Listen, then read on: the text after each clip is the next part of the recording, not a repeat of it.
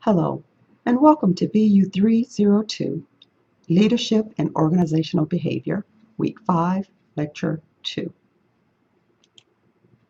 Organizations continue to use group work and teamwork over the individual worker as a competitive environment continues to welcome new entrants into the various industries. Members of groups and teams have more freedom to be creative than the individual employee. So let's take a look at groups and teams. Although many people use groups and teams interchangeably, both groups and teams have norms and guidelines of acceptable behavior that they agree on. However, the two are different primarily with respect to commitment. A group is a collection of people interacting with common goals, but do not necessarily share the same commitment toward those goals. Formal groups are typically task-oriented work groups. Informal groups are developed through social interpersonal interactions with voluntary membership. Open groups change members often, with people moving in and out of the group, so power and status changes often. They are less able to focus on long-term issues, but are still beneficial for the members.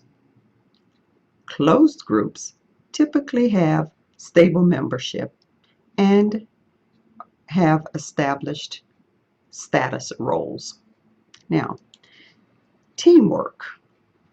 A team is a group of people with complementary skills committed to a mission and performance goals. A team generally is a smaller collection of people than a group.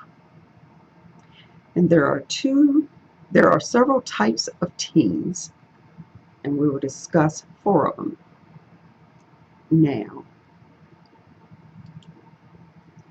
The cross-functional team includes workers from different departments or specialties about the same level across the organization to do a specific job. Now, a team leader, meanwhile, should have technical and process skills. And some advantages of this cross-functional team includes enhanced communication across the groups. Problem-solving team is a group of people who are assigned together on a temporary basis to resolve a problem or an issue. The team is usually disbanded once the task or the goal has been accomplished.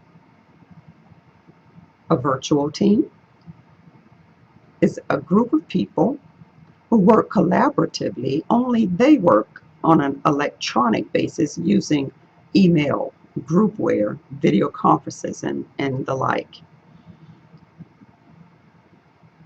Communications is important in this type of group, as many times the group members do not see each other face to face, although with technology that is very possible. But these individuals in virtual teams are separated generally by geographic location. Finally, we have self-managed group, which is a group of members who are empowered to work as a unit with minimal outside interference. Now, in a self-managed team, members have the authority to make decisions that are directly related to accomplishing the goals and tasks that have been assigned to them. Now, no matter whether you're in a formal group or a team, all have to go through, or generally go through, 5 stages of development. The forming stage is the starting of the group. Introductions are made, people want to learn more about their tasks, the benefits of being in the group, and they try to establish the norms of the group. During the storming stage is when conflict arises Sometimes there's hostility, there's definitely disagreement, and people go through these periods of unrest in order to clarify expectations or just trying to get their point across. Now, in saying that storming involves conflict should not be taken necessarily as a negative. Many times storming is a positive because that's when um, people do get to know each other. That's when new ideas arise. The next stage is the norming stage. That is when team members start to settle down. Um, you will tend to see cohesiveness develop. It develops in a natural kind of sense. Standards and roles are adopted. The um, norms have started to be established during the norming stage. During the performing stage, this is when the team members are actively engaged, actively participating in completing or accomplishing the tasks and goals assigned them. The adjourning stage is the stage in which temporary teams disband because the project or the task is complete. And sometimes it is a, um, the group or team might meet a milestone. And the adjourning stage is that time when a celebration occurs. As the work continues, finally, the adjourning stage will be at the time when the project or task is complete. There's some characteristics that identify effective work groups. This includes a job design, where a job has to be structured in such a way that it offers the members intrinsic motivation. And this is the kind of motivation that comes from within. When a job is designed and it offers the members growth or variety, this contributes to motivation. The employee wants to continue to do the work in order to reach a satisfactory conclusion. Empowerment is when the work group has the authority to make decisions that directly relate to the tasking that they've been given. Work groups must solve the problems and make decisions, and so they're given that authority to do so. Interdependence is a dependence on each other. Now, let's not confuse interdependence with independence. Independence is what many of us like. Many people do not like engaging in group work, and therefore they prefer to do the work alone. That's independently doing something. Interdependence is depending on each other, the other members as a group. You may depend on somebody because of their skill, their ability, their various other traits. And this is the interdependence. It helps groups develop higher level of motivation and responsibility. Then we have self-efficacy, which is the belief that the team will be successful in accomplishing the task assigned to them. Emotional intelligence is when the team members or the leaders have the ability to keep himself or herself in check. When an individual knows who they are and be able to keep themselves from being angry or acting out in anger, being able to manage their own emotions, and the ability to understand their coworkers or their subordinates or even their leader. Group cohesiveness is really, I would call it the glue that keeps the team together. It involves members working together cooperatively. When they're going through they're building task commitment and pride in the group and the work. Now, All that being said, a high degree of trust, accountability, and commitment are cornerstones of effective teams.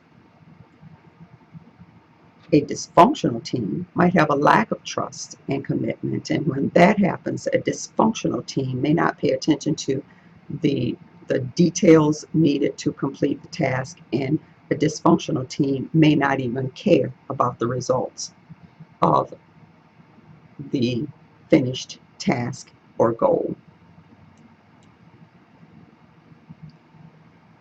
Additionally, a team leader serves many functions or roles within a team, and here are a few. As a leader, they must inspire a shared vision and communicate it with the members. They need group members to buy into the mission so that they can all work toward that common purpose.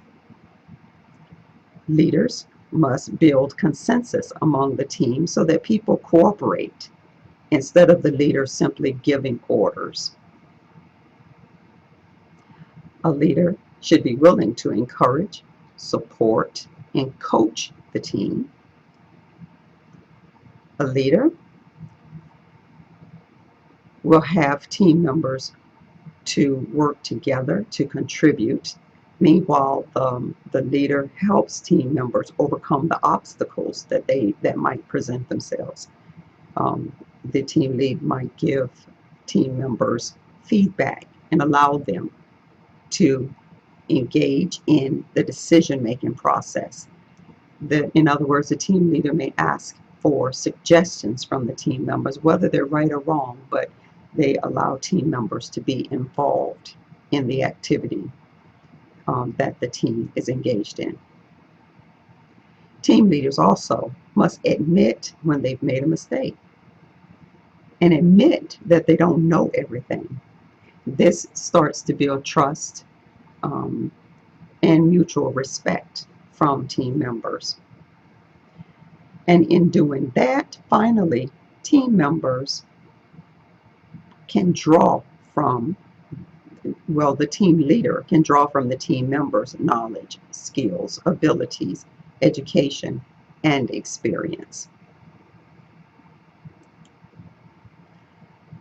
Now, good teamwork can enhance team performance. Some strategies for building teamwork include sharing leadership or shared leadership among the team instead of one person being in charge of everything. It helps team members build leadership skills and results in higher performance. Another strategy is to determine how to meet objectives by building trust and empowerment. Together, establish direction of the team and then the steps and details to finish the job. Another strategy is to work together to establish a norm, to develop the culture of the team. This is a collaborative effort. And the team leader must use words and phrases that support teamwork and communicate teamwork. The leader might use words such as team member instead of employee. And this, again, helps build mutual respect and trust within the team. And speaking of mutual trust, that is the final strategy to create mutual trust and respect between and among team members.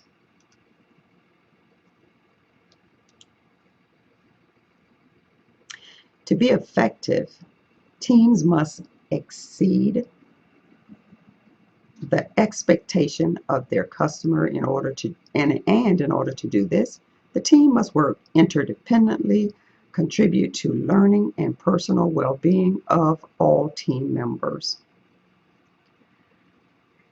Now, there are some disadvantages to group development that include a cautious shift, which is a tendency for a group to be conservative. Now, this risky shift is when team members are cautious about making decisions. They don't, they will withhold or withdraw from making decisions that they feel are a little bit too risky in the decision-making process, which could really hinder the growth of the organization given today's competitive environment. Now, group polarization is when the group tends to move toward extremes. This occurs because we find others share when we find others share in our opinion, which reinforce them. Sometimes people feel less personality or personal responsibility in the group. And so as a team member, you're there and you're allowing everybody else to make a decision because you don't feel that your input is valuable. We have social loafing. Sometimes individuals just plain shirk their individual responsibility. They feel like if they don't participate, nobody will notice. And so they kind of just dismiss individual accountability. And so they withhold from participating in the group. They're just there to be there. Groupthink is when a team is so cohesive. As I said, cohesiveness is the glue that keeps the team together. Sometimes a team can build up such a united front until a team member will not voice his or her opinion if something is wrong with a decision. And so they don't want to voice their opposing view or stand because they don't want to disrupt the cohesiveness of the team, which is damaging as well. As our world continues to become more diverse, there becomes an increased chance that managers and employees will have to deal with conflict. Conflict occurs generally as a result of differences in individual values and personalities. It is the opposing forces between at least two individuals that create tension or disagreement. But there are positive results of conflict. And the positive results of conflict are, one, it brings out hidden problems. Sometimes you have to kind of bump heads to find out what people are thinking or what issues are present that nobody was willing to openly discuss. It stimulates new ideas that kind of births out of conflict. It allows for venting frustration, and that comes with the mutual trust. You feel that you can vent your frustration. And then it leads to increased productivity and increased organizational and departmental commitment or team commitment, as we're discussing now. Now, true that these are the positive results of conflict, but let's discuss the negative aspects of conflict, because we always tend to go straight to the negative. That's why I wanted to bring up the positive first. Now, the negative aspect of conflict is it destroys morale. It deepens differences. It can.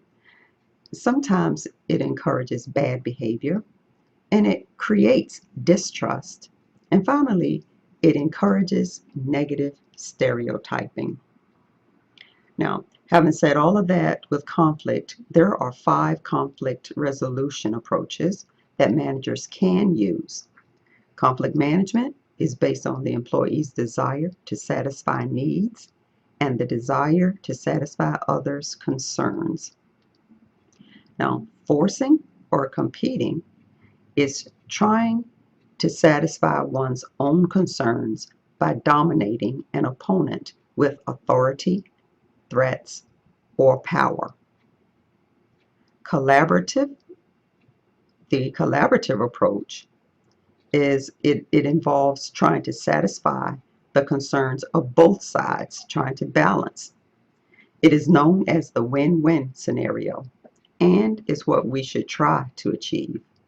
The accommodative approach involves giving in to another person's wishes. Now, you have to be careful with that because sometimes it could be motivated by a desire to be pro-social. You want to be popular.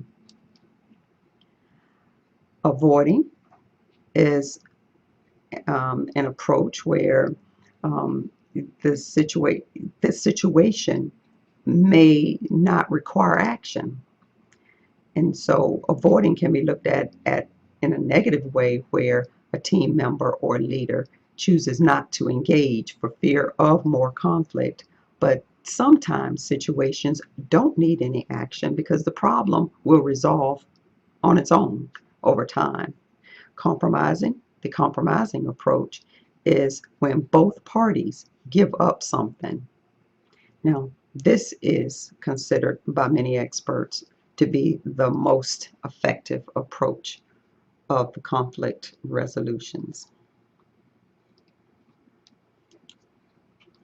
In the Week 5 lectures, we have compared and contrasted groups and teams.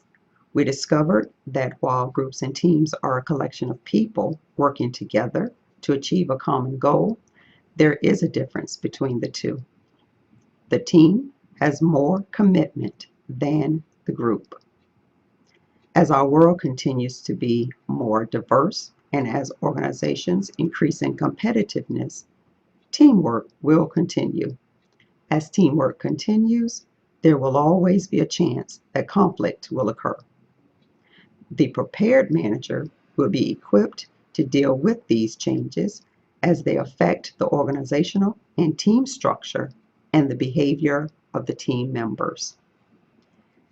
Team building enables members to function more effectively.